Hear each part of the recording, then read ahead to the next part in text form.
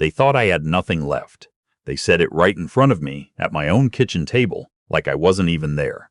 My son-in-law looked at my daughter and said, "By the time the estate is settled, the old man won't even remember what he signed." And my daughter, my own flesh and blood, laughed. I was 67 years old, sitting in the chair I'd sat in for 31 years, in the house I'd built with my own hands on a piece of land outside Knoxville, Tennessee, and I kept my face completely still. I picked up my coffee mug, took a slow sip, and looked out the window at the oak tree I'd planted the year my daughter was born. I did not react, because I had been waiting for that moment for a long time. Let me go back to the beginning. I spent my career as a structural engineer, 40 years. I worked on bridges, on overpasses, on the kind of infrastructure that people drive over every single day without thinking about it. I'm not telling you this to brag. I'm telling you because understanding how things hold together and how they fall apart is not just my profession. It's how I think. It's how I've always thought. My wife passed 11 years ago. Pancreatic cancer. She was gone in 4 months from the day they found it. Her name was June, and she was the steadiest person I've ever known. When she died, something in the house went very quiet, and it never really got loud again. My daughter, I'll call her my daughter, because that's what she is, biologically and legally, even if the word feels strange to me now, was 34 when her mother died. She'd been married to her husband for 3 years at that point. I never liked him, not from the first handshake. He had the particular energy of a man who is always calculating, always assessing what a room is worth to him. But my daughter loved him, or said she did, and June had always told me not to push. So I didn't push. After June died, my daughter started coming around more. Weekly dinners, phone calls. She helped me sort through her mother's things. I was grateful. I was lonely. I let myself believe that grief had brought us closer. It took me about 2 years to understand what was actually happening. It started small. My son-in-law, I'll call him what he is, began asking questions about the property. Casual questions. "Dad, do you ever think about downsizing? Dad, have you updated your will since Mom passed? Dad, you know, a place this size is a lot of maintenance for one person." Always Dad, always with that particular warmth that isn't warmth at all, just the performance of it. I answered his questions plainly and honestly. Yes, I'd updated the will. The property was paid off. I had investments, a pension from the state, Social Security. I was comfortable, more than comfortable actually. June and I had been careful people. We'd lived below our means our entire marriage. The number in my accounts would have surprised most people who knew us. I think that was the moment things shifted. When he understood the number, he stopped being casually curious and started being strategically attentive. He'd come over on weekends to help with yard work I hadn't asked for help with. He started suggesting I see a doctor about my memory, which, I want to be very clear, was and remains perfectly fine. He'd say things like, "Dad, you mentioned that twice already," when I was certain I hadn't. Little things, subtle things, the kind of things that, if you heard them out of context, would sound like the concern of a loving son-in-law. I noticed everything.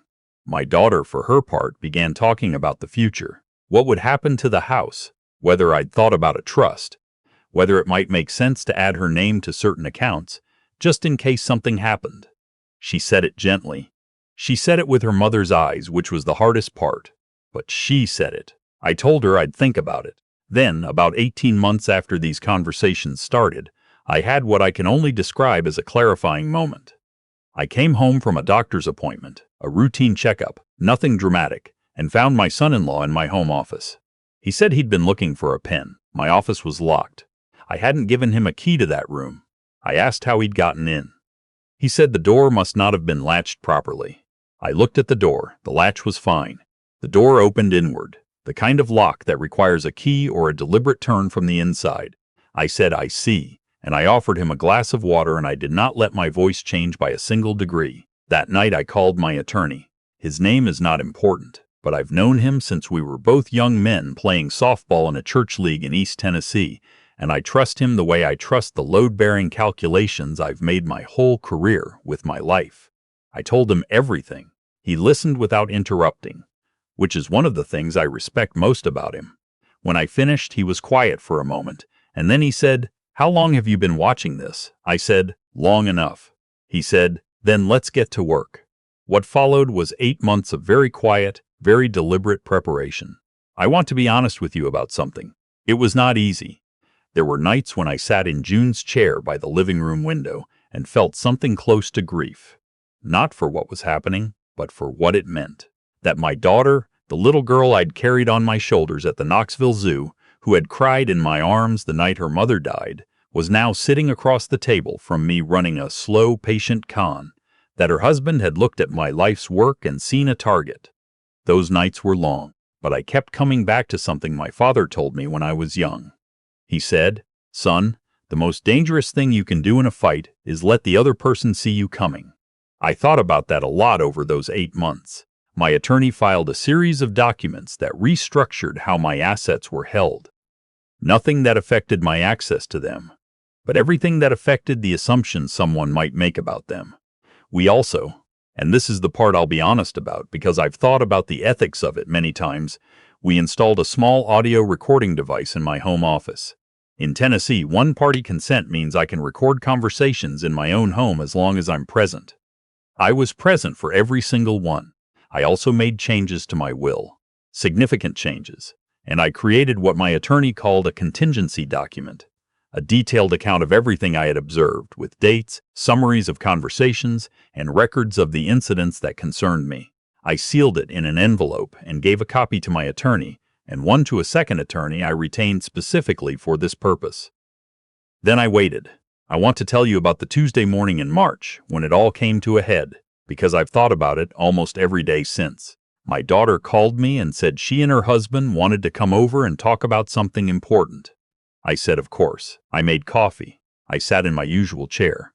They came in and sat at the kitchen table, and my son-in-law opened a folder. Inside was a document he'd had drawn up by an attorney I'd never heard of.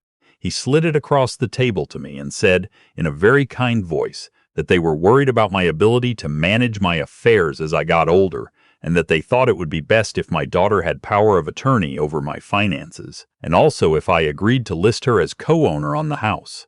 He said there was also the matter of my investment accounts. He'd done some research, he said, and he believed that the way they were structured was inefficient, and that we should talk about simplifying things. My daughter reached across the table and put her hand on mine. She said, "Daddy, we just love you and we want to take care of you." I looked at her hand on mine. I looked at the document. I looked at my son-in-law's face, that expression of patient, concerned generosity he'd been perfecting for years. I said, "Let me read this carefully." I read every word. Then I looked up and said, "I'll need a few days." My son-in-law's expression flickered. Just for a second, he said, "Of course, Dad, no rush." There was a rush, as it turned out. 4 days later, my attorney received a letter from my son-in-law's attorney asserting that there were questions about my mental competency and requesting a formal evaluation. They had lined up a physician, someone I had never met, to conduct the evaluation and, my attorney believed, to produce a particular result. The day I received that news, I sat very quietly in my office for about an hour. Then I picked up the phone. The hearing was set for 6 weeks later, a competency proceeding in Knox County. My daughter and her husband retained counsel. I retained mine. They brought the physician. They brought documentation, mostly records of conversations they claimed to have had with me, in which I'd been confused or forgetful, none of which I had any memory of, because none of them had happened. When my son-in-law walked into that courtroom, he was wearing a suit I recognized. He'd bought it for their 5th wedding anniversary trip to Charleston. He looked relaxed. He leaned over and said something to his attorney and smiled. My daughter sat next to him in a pale blue dress and looked at me with an expression I can only describe as performative sadness. I was wearing my gray wool sport coat and my good slacks. June had picked out that sport coat. I wore it because it reminded me that I was there on behalf of everything we'd built together. My attorney had submitted evidence ahead of the hearing. The judge, a woman in her mid-50s who had clearly read every page of what we'd submitted, had a particular quality about her. She was very still. I noticed that right away. Still people pay attention. The first portion of the hearing went as my son-in-law expected. His attorney presented the physician's evaluation. He presented the narrative of a concerned family worried about an aging father. He presented a handful of incidents he said demonstrated my declining capacity. He was polished and convincing, and I watched the judge's face for any sign of what she was thinking. I saw nothing. She just listened. Then my attorney spoke. He submitted the recordings first. 3 separate conversations, recorded in my home office over the previous 8 months, in which my son-in-law discussed, in explicit and specific terms, the value of my investment portfolio, the equity in my property, and the steps he and my daughter were taking to position themselves to gain control of those assets, following what he referred to, in one recording, as the transition. He was not talking about me moving to a retirement community. The context made that very clear. He submitted the document I'd created, the contingency document, which laid out every incident, every conversation, every date, with the precision of someone who spent 40 years making sure structures didn't collapse. He submitted the testimony of 2 neighbors who had observed my son-in-law on my property on dates when I was not home and had not been informed of any visit. And finally, he submitted the records showing that 6 weeks prior to the competency filing, my son-in-law had contacted 3 different financial advisors to inquire about transferring assets out of an estate. In the event of a competency ruling in his favor, the courtroom was quiet in a way that courtrooms sometimes get. The kind of quiet that has weight. My son-in-law's attorney asked for a recess. The judge denied it. She looked at my son-in-law for a long moment. Then she looked at my daughter. Then she said, in a voice that was almost conversational, "I've been doing this for 22 years. I've seen a lot of families come into this room, and I want to be very direct with you today." She then proceeded to be very direct. She dismissed the competency petition entirely. She found that the evidence submitted by the petitioners, my son-in-law's side, was not only insufficient, but in her words, troubling in its origin. She referred the recordings and the financial inquiry documentation to the district attorney's office for review of potential elder financial abuse charges under Tennessee Code, annotated 71-6117. She also said, and I will remember this for the rest of my life, Mr. and she used my name. The evidence before me suggests that you are not a man in need of protection from himself. You are a man who had the clarity and patience to protect himself from others. This court sees that. I didn't move. I didn't show anything on my face. I had promised myself I wouldn't. My son-in-law stood up very quickly. His attorney put a hand on his arm. My daughter had gone very pale. She was looking at me with an expression I couldn't entirely read. Part shock, part something I can only describe as recognition, like she was seeing me for the first time, or maybe seeing herself. After the hearing, my attorney and I stood in the parking lot in the March cold, and he said, "You know this isn't over." I said I knew. The DA's office opened an investigation 3 months later. My son-in-law was charged with attempted financial exploitation of a vulnerable adult, a Class C felony in Tennessee. My daughter was not charged, though she was named as a material witness. The investigation also turned up that my son-in-law had done something similar, on a smaller scale, to his own mother 6 years prior. She had settled rather than prosecute. He had counted on people not wanting to go through the embarrassment of it. He had misjudged me. The trial took place 8 months after the hearing. He was convicted. The sentence was 18 months in a state correctional facility, suspended to supervised probation with mandatory restitution, community service, and a permanent bar from serving in any fiduciary capacity. His attorney argued for leniency given that no money had actually been transferred. The judge, a different judge for the criminal trial, said that the absence of a completed theft does not diminish the presence of a completed plan. I thought that was well put. My daughter and I have not spoken since the day of the hearing. I've thought about reaching out. I think about it when I'm working in the yard, or when I drive past the school where I used to pick her up on Wednesday afternoons when June had her pottery class. I don't know what I would say to her. I don't know what she would say to me. Some bridges, I've learned, sustain damage that changes their load-bearing capacity permanently. You can repair the surface, but the underlying structure is different. You have to account for that. What I know is this.